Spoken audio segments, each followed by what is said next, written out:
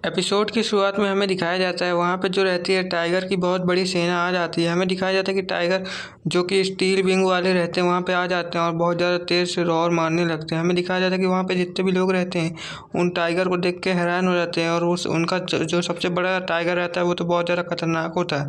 हमें दिखाया जाता है कि वो टाइगर जितने भी रहते हैं सब प्रिंसेस के आगे आके खड़े हो जाते हैं और प्रिंसेस के सामने सलामी करने लगते हैं। वहाँ पे जितने भी लोग रहते हैं उन सबको देख के बहुत ज़्यादा डरने लगते हैं टाइगर को और सब लोग यहाँ पे भागने लगते हैं। तभी वो लड़की बोलती है कि आखिर ये इनको कमांड कैसे दे सकती है। हमें दिखाया जाता है प्रिंसेस जो रहती है हमारी लिटिल प्रिंसेस वो टाइगर के ऊपर चढ़े जाती है। हमें दिखाया जाता है फिर कि वो लोग जो रहते हैं वो बोलते हैं कि ये इतनी सी उम्र में इन टाइगर को कैसे कंट्रोल कर सकती है, इनको तो आज तक किसी ने कंट्रोल नहीं किया। तभी हमारी प्रिंसेस बताने लगती है कि पिछले पिछले जन्म की जो एबिलिटी थी मेरा जानवर को कंट्रोल करना वो इस जन्म में मुझे मिल पाया है। तभी हमें दिखाया था वहाँ के लोग बात करने लगते हैं कि आखिर इतने सारे टाइगर को आखिर इतनी आसान कैसे कंट्रोल कर सकती है। तभी हमें दिखाया था वहाँ पे वो 3 लड़कियाँ जो खड़ी रहती हैं, मतलब 2 लड़कियाँ जो उसकी बहन रहती हैं, वो बोलती है कि ये कुतिया मेरी नकल करने की क्यों कोशिश करेगी, मैं इसे ज़िंदा नहीं छोड़ूंगी। तभी हमें दिखाया था वो प्रिंसेस बोलती है कि अब तुम लोग को क्या हो गया, तुम लोग मुझसे दूर क्यों भाग रहे हो। तभी हमें दिखाया था वो लड़की बोलती है कि क्या बहन तुम मुझे हमें मारना चाहती हो। तभी वो लड़की प्रिंसेस बोलती है हमारी कि मैं सिर्फ किसी एक को ही मारना चाहूँगी, तो तुम चूज़ कर लो कि तुम में से कौन मरना चाहेगा। वो अपने शेर को बोलती है कि जाओ अपना शिकार करने के लिए चले जाओ। तभी वो बोलती है कि मैं 3 तक गिनूंगी और तुम में से कोई एक मेरा शिकार बन पाएगा। तभी हमें दिखाया था जो प्रिंस रहता है वो बोलता है कि नहीं मैं मरना नहीं चाहता हूँ। तभी हमें दिखाया था वो डरने के मारे बोलता है कि लगता है मुझे अब यहाँ कुछ करना ही पड़ेगा। हमें दिखाया था वो जो रहता है उस लड़की को धक्का देते हुए बोलता है कि जाओ मेरे बलती अब तुम यहाँ पे मरना। तभी हमें दिखाया था वो जो लड़की रहती है वहाँ पे नीचे गिरने लगती है और उसकी जो बड़ी बहन रहती है वो बोलती है कि सिस्टर आप रुक जाओ, मैं आ रहा हूँ, मैं आ रही हूँ आपको बचाने के लिए। और वो कूद जाती है उसको बचाने के लिए, बोलती है कि सिस्टर मैं आ रही हूँ। तभी हमें दिखाया था वो लड़की जो रहती है वो रो रही होती है, बोलती है कि सिस्टर प्लीज़ मुझे बचा दीजिए और बोल रही होती है कि जल्दी से आओ मुझे बचाओ, मैं तुम्हें ही खाई में फेंक दूँगी। तभी हमें दिखाया था वो उसका हाथ पकड़ के उसको नीचे झटक लेती है और बोलती है कि सॉरी सिस्टर मैं तुम्हारे साथ ऐसा करना नहीं चाहती लेकिन मुझे ऐसा करना ही पड़ेगा। तभी हमें दिखाया था वो ऊपर जाने लगती है लेकिन हमारी प्रिंसेस बोलती है कि अब तुम्हारा समय खत्म हो चुका है और तुम मरने वाली हो। तभी हमें दिखाया जाता है जो हमारी प्रिंसेस रहती है उसके ऊपर अटैक करके उसको वहीं पर मार देती है। हमें दिखाया था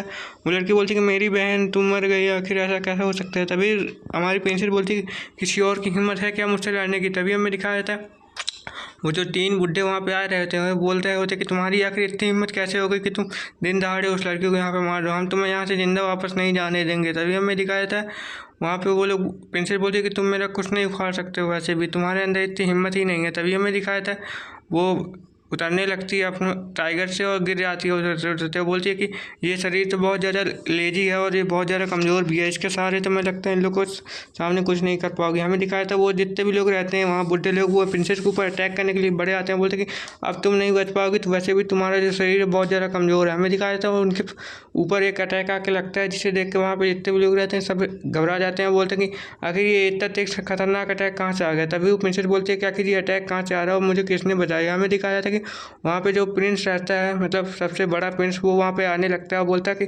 सब वहाँ के जो सैनिक होते हैं वो बोले होते हैं कि सब साइड में आ जाओ, यहाँ पे बड़े प्रिंस आ रहे हैं, मतलब मैजेस्टी जो राजा है अभी फ़िलहाल का वो वहाँ पे आ जाता है। बोलता है कि आखिर यहाँ पे क्या हो रहा है, मुझे क्या कोई यहाँ पे कुछ बताएगा। तभी हमें दिखाया था वहाँ पे जितने भी लोग रहते हैं उस प्रिंस को देख के हैरान हो जाते हैं और वो सब लोग प्रिंसेस की ओर ही देखने लगते हैं, बोलते हैं कि ये लड़की यहाँ पे क्या करेगी। तभी हमें दिखाया था हमें उसका प्रिंस का स्टेचर भी लड़की प्रिंसेस को दिखने लगता है। प्रिंसेस बोलती है कि अच्छा तो ये मेरा मंगेतर है जिससे कि मेरी शादी होने वाली है। तभी हमें दिखाया था बोलने लगता है कि अच्छा तो इसकी शादी मुझसे कैसे होने वाली है। ये हमें दिखाया जाता है वो बहुत ज़्यादा मासूम से चेहरा बना लेती है, बोलती कि मेरे हस्बैंड तुम यहाँ पे आ गए। तभी हमें दिखाया वहाँ पे जितने भी लोग रहते हैं वो सब लोग बोलते हैं कि हस्बैंड ये ऐसे अपना हस्बैंड कैसे बोल सकती है। हमें दिखाया जाता है कि वो जो प्रिंस रहता है वो उसके पास आ जाता है, बोलता है कि ठीक है मैं यहाँ पे आ गया हूँ, तुम घबराओ मत, अब मैं तुम्हें कुछ नहीं होने दूंगा, पता नहीं।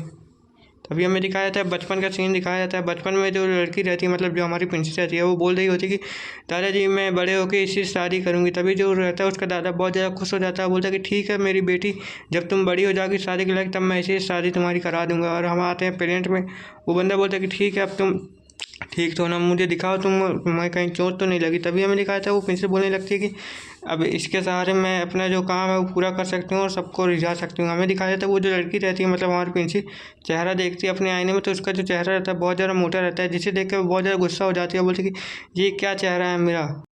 प्रिंस हमारी यह प्रिंसेस से बोलता है कि आओ मेरे पास, तुम डरो मत, मैं तो तुम्हारी हेल्प करने के लिए आया हूँ। तभी प्रिंसेस बोलती है कि मुझे इन लोगों ने बहुत ज़्यादा टॉर्चर किया और मैं बहुत ज़्यादा ज़ख्मी हो चुकी हूँ और मुझे आराम की ज़रूरत है। तभी हमें दिखाया जाता है जो प्रिंस रहता है वो बोलता है कि ठीक है, और मन में सोचता है कि ये बहुत ज़्यादा इंटरेस्टिंग हो रहा है, मुझे देखने में अच्छा लग रहा है। तभी हमें दिखाया जाता है प्रिंस रहता है अपने पास से एक टैबलेट देता है और बोलता है कि लो इसे प्रिंसेस को दे दो, मैं मेरी छोटी मंगेतर को दे दो। हमें दिखाया जाता है कि वो उसे खा लेती है। प्रिंसेस बोलती है कि अब मुझे बहुत ज़्यादा अच्छा लग रहा है, जिससे कि उससे जितने भी चोट रहती है प्रिंसेस की वो ठीक हो जाती है। और बोलता है कि अब तुम ठीक तो हो ना, अब तुम्हें कोई दिक्कत तो नहीं हो रही ना, लेकिन तुम आराम से खाना, जल्दी जल्दी मत करना वरना तुम्हारी तबीयत भी ख़राब हो सकती है। हमें दिखाया जाता है कि वहाँ पे जितने भी लोग वो रह रहे होते हैं और बोल रहे होते हैं कि क्या अभी प्रिंस ने उसे अपनी छोटी मंगेतर के रूप में शिकार कर लिया है। तभी हमें दिखाया जाता है प्रिंस बोलता है कि आखिर तुम लोग की हिम्मत भी कैसे हो गई मेरी छोटी मंगेतर को हाथ लगाने की। तभी हमें दिखाया जाता है वहाँ पे कुछ लोग भाग के आ रहे होते हैं और प्रिंस के सामने झुक जाते हैं, बोलते हैं कि क्षमा माफ़ी कर दीजिए हमें प्लीज़। तभी प्रिंस बोलता है कि आखिर तुम लोगों ने इतनी हिम्मत कैसे आ गई कि तुम लोग मेरी होने वाली वाइफ को तंग करने की कोशिश कर रहे हो। तभी हमें दिखाया जाता है वो बंदा बोलता है कि मैजेस्टी मुझे ये सब पता नहीं था, इसलिए मुझसे ये गलती हो गई। तभी वो लड़की बोलती कि तुम चिंता मत करो, मैं तुमसे जल्दी ही अपना बदला ले लूँगी। तभी हमें दिखाया जाता है वो प्रिंस बोलता है कि आखिर तुम लोग ऐसी गलती कैसे कर सकते हो। तभी हमें दिखाया जाता है वो प्रिंस जो रहता है बोल रहा होता है कि तुम लोग को इसकी सज़ा बराबर ही मिलेगी, तुम लोग टेंशन मत लो, मैं तुम लोग को जिंदा ही मार डालूंगा अगर मुझे पता चल गया कि तुम लोगों ने मेरी प्रिंसेस को हाथ लगाने की गलती की है। तभी हमें दिखाया जाता है प्रिंस बोलता है कि अगर तुम लोगों ने नहीं किया तो मैं यहाँ से चुपचाप वापस चला जाऊँगा, नहीं तो तुम लोग को बहुत ज़्यादा सज़ा भी मिल सकती है। हमें दिखाया जाता है वो प्रिंस बोलता है कि अब चलो मुझे जल्दी से बता दो। हमें दिखाया जाता है कि वो लोग बोल रहे होते कि नहीं हमने कुछ नहीं किया। तभी जो प्रिंस रहता है हमारे प्रिंसेस की ओर बोलता है कि चलो आओ मेरे साथ बैठो, तुम टेंशन मत लो, तुम्हें कुछ भी नहीं होगा। तभी हमें दिखाया जाता है वो लोग उसके साथ जाने लगते हैं, बोलते हैं कि तुम परेशान मत हो। तभी हमें दिखाया था वहाँ पे रॉयल गार्ड लोग से की तरफ से कोई आ जाता है, बोलता है कि